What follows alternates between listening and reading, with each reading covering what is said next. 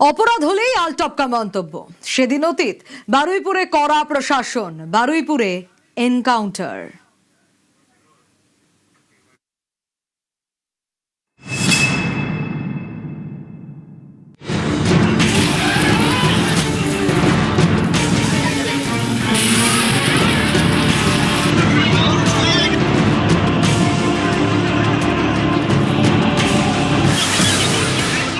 নৃশংস ঘটনা, 12 বছরের একটি মেয়ের সঙ্গে ঘৃণ্য অপরাধ।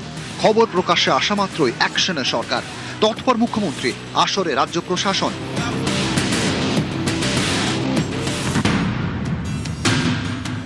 অপরাধ ঘটল, প্রশাসন ব্যবস্থা নিল, কড়া বার্তা দিলেন মুখ্যমন্ত্রী নিজে। যা দেখে অনেকেই বলছেন এমনটাই তো হওয়ার কথা। রাজ্যে কোনো অপরাধের ঘটনা ঘটলে রাজ্যের প্রশাসনিক প্রধান কড়া বার্তা দেবেন, ব্যবস্থা নেবেন, এটাই তো স্বাভাবিক। বদলের সরকারের কাছে এই আশা তো করা হয়েছিল। এটাই তো এতদিন হতো না। নানা সময় শোনা যেত নানা আলটপকা মন্তব্য। পার্ক স্ট্রিটে গণধর্ষণ, তৎকালীন মুখ্যমন্ত্রী মমতা বন্দ্যোপাধ্যায় বললেন সাজানো ঘটনা। মুখ্যমন্ত্রীর মতামতের বিরুদ্ধে গিয়ে তদন্ত চালিয়ে রাজরোষের মুখে পড়েন সে সময় লালবাজারের গোয়েন্দা প্রধান দময়ন্তী সেন। 2012 সালে কাটোয়াগামী ট্রেনে এক গৃহবধূকে ধর্ষণের অভিযোগ ওঠে। এ নিয়ে তৎকালীন মুখ্যমন্ত্রী মমতা বন্দ্যোপাধ্যায় বলেছিলেন ওই মহিলার পরিবার সিপিআইএম করে। কামদুনি গণধর্ষণের পর শোনা গিয়েছিল ছোট ঘটনার তত্ত্ব। এত 10 কোটি লোক, কোথাও যদি ছোট একটা ঘটনা ঘটেও সেটাকে আমরা সমর্থন করি না, নিন্দনীয় আমি সবসময় করি। সন্দেশখালী কি করে টাকা দিয়ে সাজানো হয়েছিল। হাঁসখালি গণধর্ষণ কাণ্ডের পর মমতা বন্দ্যোপাধ্যায় মন্তব্য করেছিলেন ঘটনাটা খারাপ, কিন্তু ছেলেটার সঙ্গে অ্যাফেয়ার ছিল। দুর্গাপুরে মেডিকেল ছাত্রীকে গণধর্ষণের অভিযোগ। এক্ষেত্রে তৎকালীন মুখ্যমন্ত্রী যা বলেছিলেন তাতেও বিতর্কের ঝড় ওঠে। How they came out in the night at 12:30 and especially the girl child at night time, they should not be allowed to come out in the outside. I don't care. এসব দেখে অনেকেই প্রশ্ন তুলতেন, খোদ রাজ্যের প্রশাসনিক প্রধান যদি এমন মন্তব্য করেন তাহলে আর কি তদন্ত হবে, বিচারই বা কি করে মিলবে। আরজি কর কসবা ল কলেজের ক্ষেত্রে তো তদন্ত ধামাচাপা দেওয়ার অভিযোগ উঠেছিল মমতা বন্দ্যোপাধ্যায়ের প্রশাসনের বিরুদ্ধে। প্রাক্তন মুখ্যমন্ত্রী যিনি ছিলেন তিনি যদি আমার মেয়ের বিচারে এখনকার যিনি মুখ্যমন্ত্রী তার মতো তৎপর হতেন, আমি তো ন্যায় পেয়ে যেতাম, বিচার পেয়ে যেতাম।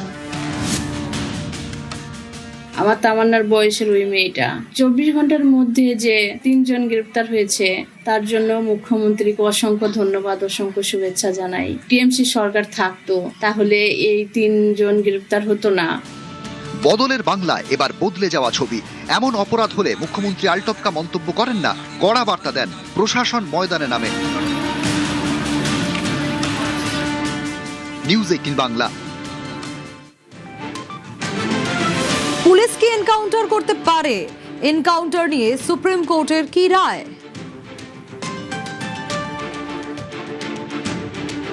খুব সঙ্গত কারণেই এই মুহূর্তে পশ্চিমবঙ্গের সমাজ মাধ্যম কার্যত আড়াআড়ি বিভক্ত। একদল তারা বলছেন যে যেমন কর্ম তেমন ফল, কিন্তু অন্য একদল তারা বলছেন যে না, এটা ঠিক কাজ হয়নি, এভাবে কাউকে মেরে ফেলা যায় না, এটা অসাংবিধানিক, এটা বেআইনি। যারা এটা বলছেন তারা মূলত যে যুক্তিটা সামনে আনছেন যে রাষ্ট্র কি কখনো তার নাগরিককে খুন করতে পারে এভাবে, এবং তারা যেটা বলছেন যে আমাদের সংবিধানে মৌলিক অধিকারের মধ্যে পড়ে ধারা 21 নম্বর ধারাতে তাই তো বলা আছে যে সংবিধান আমাদের প্রত্যেককে যে মৌলিক অধিকারটা দিয়েছে সেই অধিকারটা হচ্ছে যে protection of life and personal liberty, অর্থাৎ বাঁচার অধিকার আমার সংবিধান সিদ্ধ অধিকার। তাহলে পরে পুলিশ কি করে এনকাউন্টার করলো? দেখো, এই বিতর্ক আজকের নয়, বহু দিনের পুরনো, বহু যুগের পুরনো বিতর্ক। বহু এনকাউন্টার হয়েছে আমাদের দেশে, বহু ক্ষেত্রে মামলা হাইকোর্ট, সুপ্রিম কোর্ট পর্যন্ত পৌঁছেছে।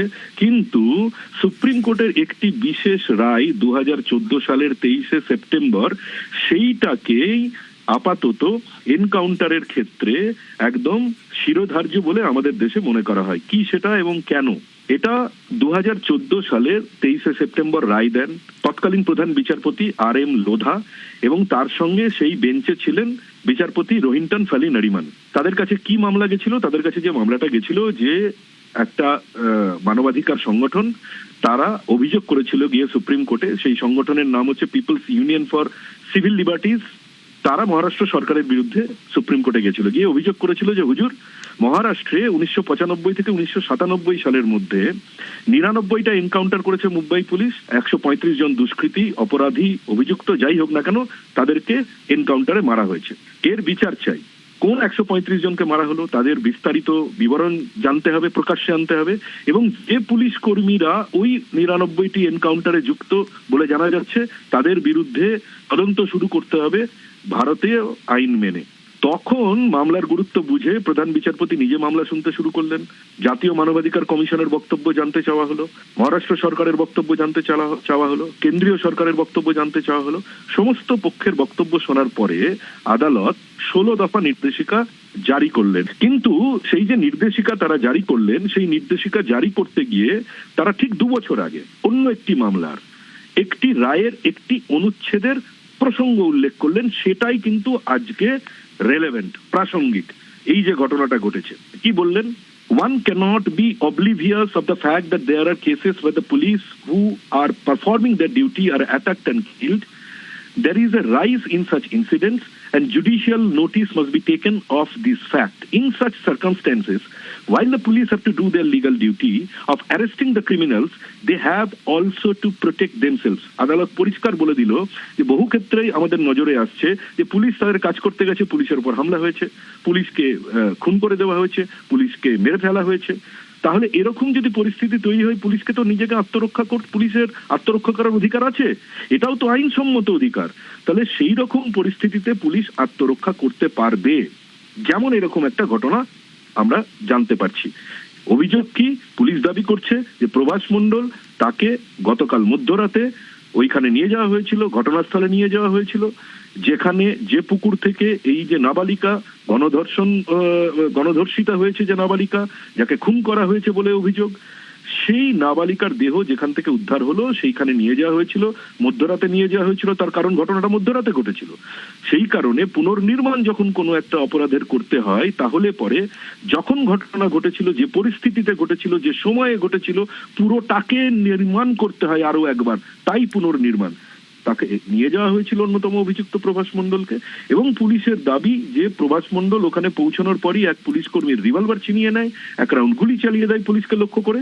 পুলিশ বাধ্য হয়ে আত্মরক্ষার্থে তখন পাল্টা গুলি চালাতে বাধ্য হয়, এবং 2টি গুলি প্রভাস মণ্ডলের গায়ে লাগে এবং তাতে তার মৃত্যু হয়। তাহলে পরে এই যে বলছিলাম সমাজ মাধ্যমে এই দল যারা বলছেন যে অন্যায় কাজ হয়েছে, অসাংবিধানিক কাজ হয়েছে, বেআইনি কাজ হয়েছে, তাদের জন্য এবার সুপ্রিম কোর্টের রায়ের কি অংশটুকু আমি বলতে চাই, যেখানে সুপ্রিম কোর্ট বলছে যে আইন মেনে যদি সবকিছু হয় তাহলে পুলিশকে আদালতই রক্ষা কবচ দিচ্ছে। কি বলছে সেখানটাতে? বলছে unless unimpeachable evidence is on record to establish that their action is indefensible, malafide and vindictive, they cannot be subjected to prosecution. মানে আদালত বলছে যে পুলিশের যদি কুমতলব না থেকে থাকে, পুলিশের যদি কোনো খারাপ উদ্দেশ্য না থেকে থাকে, এবং পুলিশ যে এনকাউন্টারটা করলো সেই এনকাউন্টারটাকে পুলিশ যদি জাস্টিফাই করতে না পারে, তাহলে আলাদা ব্যাপার, তাহলে আইন মেনে বিচার হবে, সেই পুলিশেরও বিচার হবে। কিন্তু এনকাউন্টার যদি অবশ্যম্ভাবী হয়, পুলিশকে যদি আত্মরক্ষার্থেই গুলি চালাতে হয়, তাহলে এনকাউন্টার হওয়ার পরে পুলিশ কতকগুলো নিয়ম মানবে, সেটাই সেই 16 দফা নির্দেশ। ফলে আরো একবার স্পষ্ট করে দিতে চাই যে আমাদের দেশের শীর্ষ আদালতই কিন্তু স্পষ্ট করে রায়ে বলেছে 2014 সালে 23শে সেপ্টেম্বর দেশের প্রধান বিচারপতি তৎকালীন RM লোধার বেঞ্চ বলেছে যে আত্মরক্ষার্থে যদি পুলিশ গুলি চালাতে বাধ্য হয়, সেই পুলিশকে রক্ষা কবচ আদালতই দিচ্ছে। মেরেছে, ভালো করেছে, এটা